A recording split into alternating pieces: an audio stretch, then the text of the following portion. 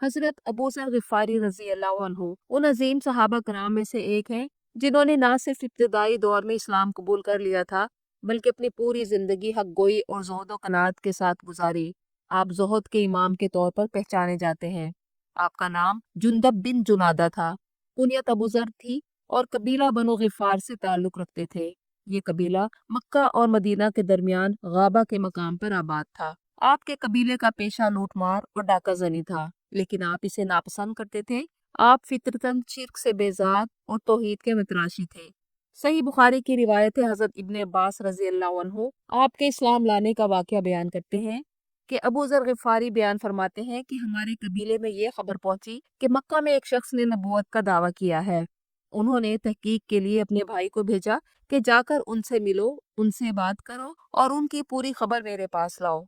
उनका भाई नबी करीम सल्लल्लाहु अलैहि वसल्लम के पास आया, आपका कलाम सुना और अबू जर के पास लौट गया और बताया कि मैंने देखा है कि वो नबी अच्छे इखलाक का हुक्म देता है, बुरी बातों से मना करता है और उनका कलाम शेर नहीं।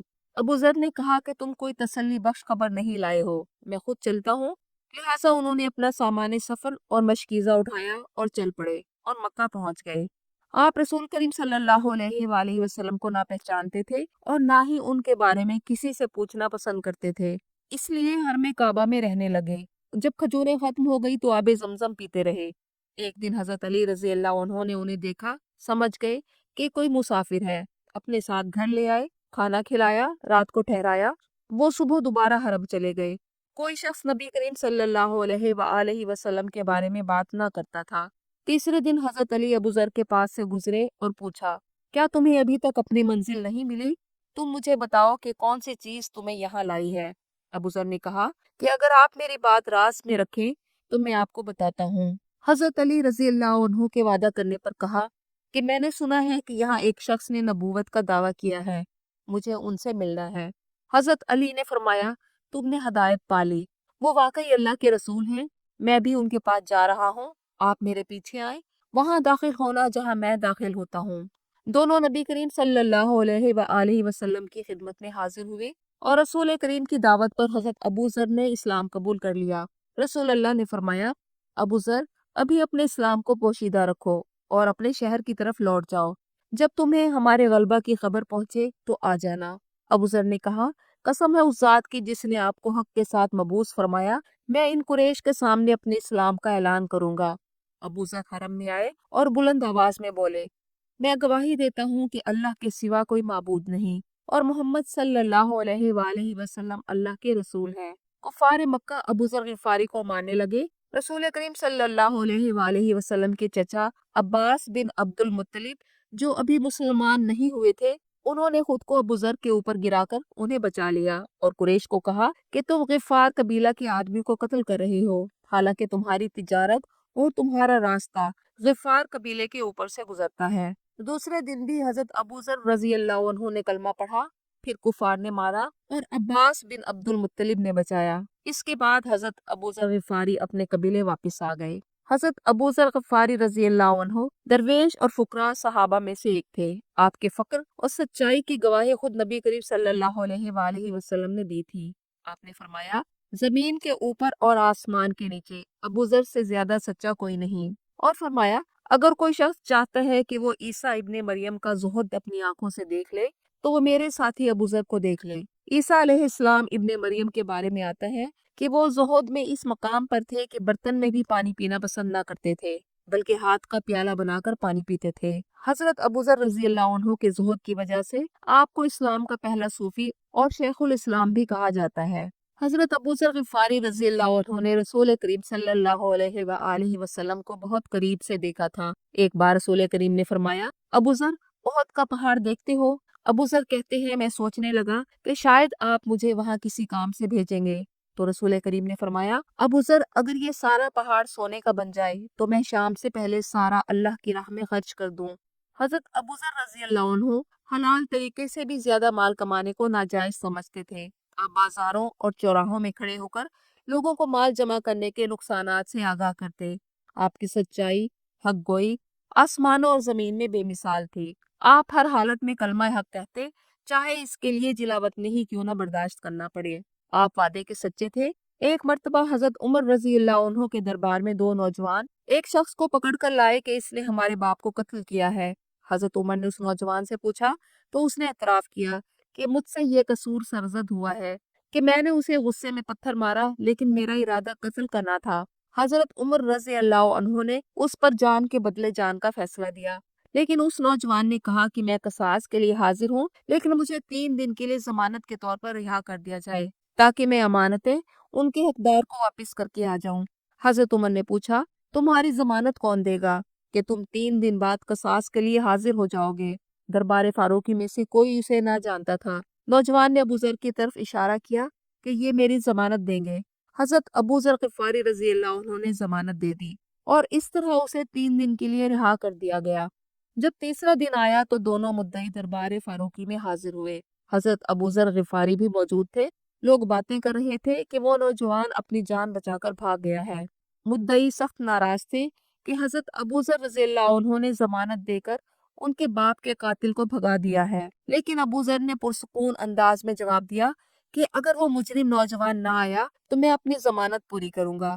حضرت عمر رضی اللہ عنہ نے فیصلہ سنا دیا کہ اگر مجرم نہ آیا تو حضرت ابو ذر غفاری کے ساتھ شریعت کے مطابق معاملہ کیا جائے گا۔ دربار میں موجود صحابہ کرام نے مدعی نوجوانوں کو خون بہا کے لیے راضی کرنا چاہا، مگر وہ خون کے بدلے خون چاہتے تھے۔ اسی دوران شور اٹھا اور وہ مجرم نوجوان بھاگتا ہوا آیا اور خود کو قصاص کے لیے پیش کر دیا۔ حضرت ابو ذر غفاری آگے بڑھے اور فرمایا اے امیر المومنین، میں اس نوجوان کو نہیں جانتا تھا کہ یہ کون ہے، لیکن جب اس نے مجھے اپنا ضامن بنایا تو مجھے اچھا نہ لگا کہ میں اس پر اعتبار نہ کروں، ورنہ لوگ کہیں گے کہ محمد کی امت کے لوگ اعتبار نہیں کرتے اور وعدہ کی پاسداری نہیں کرتے۔ یہ سن کر دونوں مدعی نوجوانوں نے بلند آواز میں کہا کہ اے امیر المومنین، ہم اپنے باپ کا خون معاف کرتے ہیں کہ لوگ یہ نہ کہیں کہ امت محمد کے لوگ معاف نہیں کر سکتے۔ ہم نے اللہ کی رضا کی خاطر اپنے مجرم کو معاف کیا۔ حضرت ابو ذر غفاری رضی اللہ عنہ ایک سچے اور مخلص صحابی رسول تھے۔ غزوہ تبوک میں جب شدید گرمی، طویل سفر اور قحط کے باوجود سب کا جنگ کے لیے نکلنا لازم تھا تو حضرت ابو ذر کا اونٹ سفر کے دوران چلنے کے قابل نہ رہا اور رک گیا۔ قافلہ تبوک کی طرف روانہ تھا۔ صحابہ کرام نے نبی کریم صلی اللہ علیہ وآلہ وسلم کو بتایا کہ ابو ذر نہیں آئے، وہ پیچھے رہ گئے، ان کے اونٹ نے انہیں روک لیا ہے۔ ادھر ابو ذر نے اونٹ کی جب حالت دیکھی تو اس کو چھوڑا، اپنا سامان کندھے پر رکھا اور شدید گرمی میں پیدل چل پڑے۔ کچھ دیر کے بعد صحابہ نے دیکھا کہ ایک آدمی دور سے سامان اٹھائے پیدل آ رہا ہے۔ صحابہ نے کہا یا رسول اللہ، کوئی شخص دور سے پیدل آ رہا ہے۔ رسول کریم صلی اللہ علیہ وآلہ وسلم نے فرمایا یہ ابو ذر ہوں گے، اور جب وہ قریب آئے تو وہ ابو ذر تھے۔ رسول کریم نے فرمایا اللہ ابو ذر پر رحم فرمائے، یہ اکیلے چلتے ہیں، اکیلے مریں گے اور اکیلے ہی اٹھائے جائیں گے۔ رسول کریم صلی اللہ علیہ وآلہ وسلم نے حضرت ابو ذر غفاری رضی اللہ عنہ کو ان کی آخری عمر میں پیش آنے والے حالات سے آگاہ کر دیا تھا، جس میں آپ نے ان کے حکمرانوں سے اختلافات اور جلا وطنی کو بھی بیان فرمایا تھا۔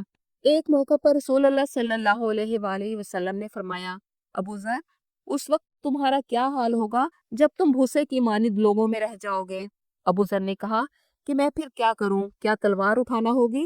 آپ صلی اللہ علیہ وآلہ وسلم نے فرمایا تم صبر کرنا اور زبان سے حق کی تلقین کرتے رہنا۔ حضرت ابو ذر غفاری نے ساری زندگی حق گوئی کے ساتھ گزاری۔